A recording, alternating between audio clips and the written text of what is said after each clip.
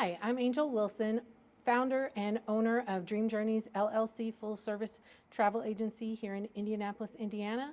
And today I'm here with Midwest Leak. What inspired you to start your business, and how was your identity and community shape your entrepreneur journey? So I started my business because I worked in motorsports racing, moving professional motorsports teams all around the world. And after doing that for about a decade, I thought, I could probably do this on my own and move to the leisure side of things instead, since I was moving 60 plus people around at a time. So that was really what started that thought process. So after I closed down my third race team, that's exactly what I did. And it's been an amazing journey. It's been almost 8 years now, and it has allowed me to truly be there for my child as she was going through high school and graduation and starting off on college and on her own. It allowed me to be there for everything. There was never a performance I missed or anything, and so that was part of the purpose behind it as well. As a Black woman with a motorsport history, we now see that there are more Black people getting into motorsports. Finally. Can you kind of tell us your experience? How did that experience shape you to where you are now? Well, and I will say at the time when I started, we really didn't see any other Black people, let alone females, in motorsports. And so it's beautiful to see that that community is growing and that we're starting to see more and more of that. Because I remember we actually had a female mechanic for our race team, and she was interviewed because she was the only female mechanic in the pits, but she was white. And so to now see Black women as well, it's just beautiful. And it's beautiful to see that community start to grow and thrive, because once you get into racing, you do realize that it really is a family atmosphere, and everyone really does come together as a team. So it's very nice to start seeing more of that being embraced and us being brought into that more. What have been some of the biggest challenges you face as a Black entrepreneur? Ooh, that is a good question. Well, so I know we look at marketing a bit different. A lot of the pre-stock photos are made to simply show Caucasians. And so we have different sites that we go to so that we can get stock images to use in our social media posts and those kind of things that are actually of us going to places that we like.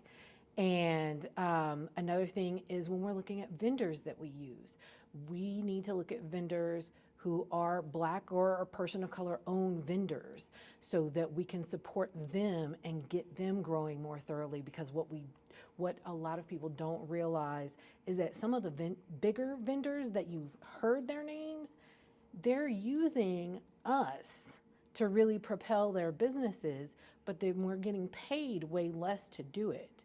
So it's been very interesting to see that part of the behind the scenes and be able to make those connections with Black or POC owned vendors and actually use those to curate my clients' travel experiences.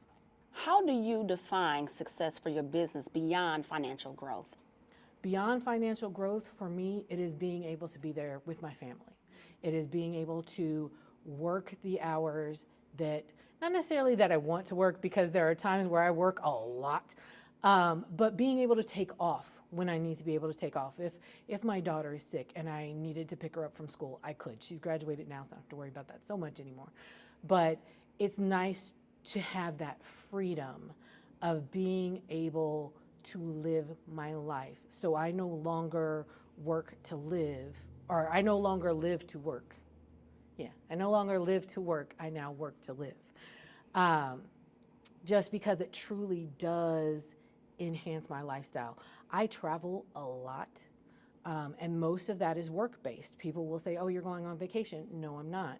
I'm going to an island or I'm going to another country, yes, but I'm meeting with a lot of vendors while I'm there. I have a lot of appointments, I have classes that I take, everything to continually learn, but it does still allow me to see a lot of other places.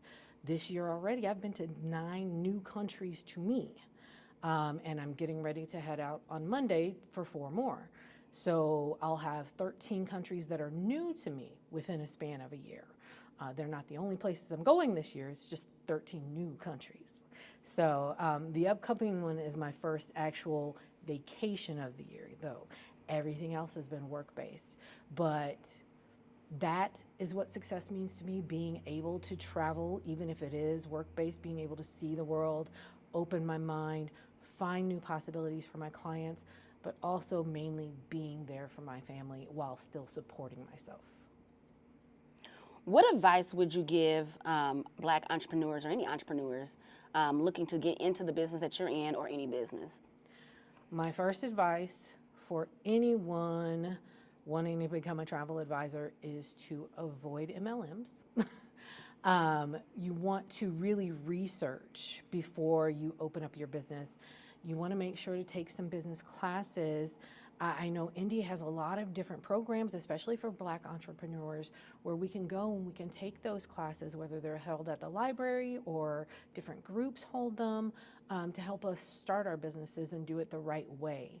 And then continuous education, especially for a travel advisor, is so key. Rules for us are changing constantly.